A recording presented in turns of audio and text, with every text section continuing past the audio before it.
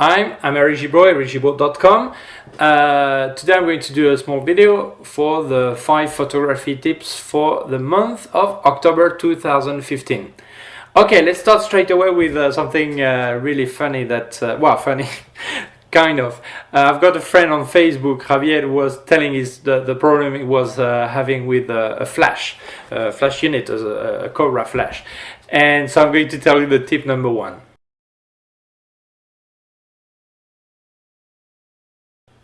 Tip number 1, never open a flash. Even if it's been, if it's broken, if it's been stopped for years, even if there are no battery in there, because there is a condensator in there, a small electronic part that accumulates the electricity, so it gives a burst when you flash. Okay, so although the batteries are really low voltage, 1.5 or 1.2 if they are rechargeable batteries, really what is in this small piece of electronic is very high voltage, like several thousands of voltage of volts. The thing is, the intensity is low. This is why it doesn't kill you if you touch it, but then it will hurt, really hurt. So if you don't know about electronics, if you don't know how to empty this accumulator there, do not play with a flash unit, opening it with your screwdriver, because then you're gonna get a really serious shock.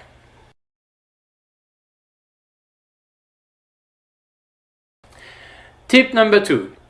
Well, very often we're making pictures of a standalone person, well, one person or one object, and people leave all the autofocus dots on, the points, and it looks like a Christmas tree. And the thing is, they think this way it will be better in focus, and very often it happens just the other way around. I mean, they don't have what they thought would be in focus right there, or they waste a lot of time selecting which point, which dot should be the selected dot for focusing. So just put one dot on, just one. So if you make horizontal picture, put the center one or the top center, and then just reframe. If you did vertical pictures, well, put the center one, top center, and just reframe. Okay, this way you will waste a lot less time, and also you will avoid many mistakes of selecting the wrong dot or thinking it's in focus when it's not.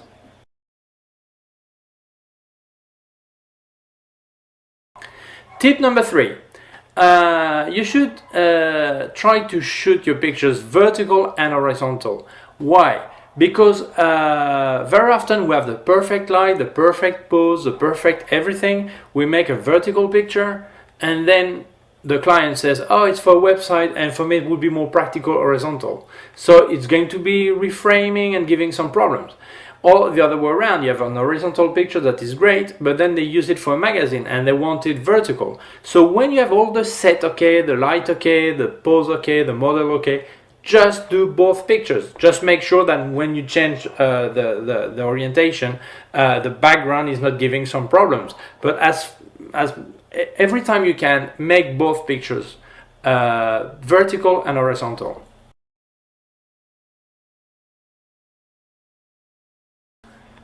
Tip number 4.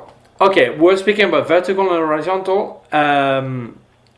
The camera, your camera, most cameras leave you turn automatically the pictures in the LCD screen and on your computer.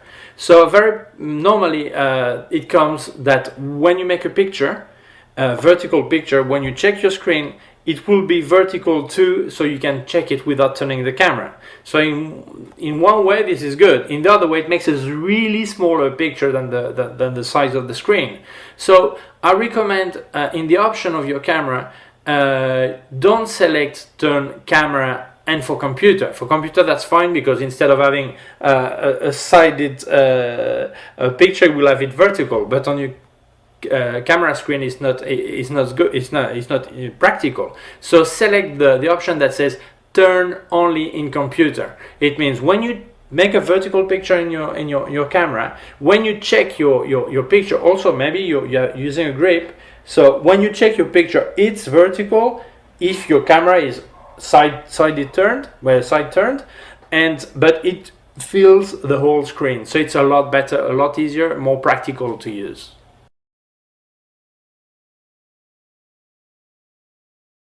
Tip number 5. Our camera gives the ability to have automatic lighting of the LCD screen. So if you're in a dark place, it will send less light.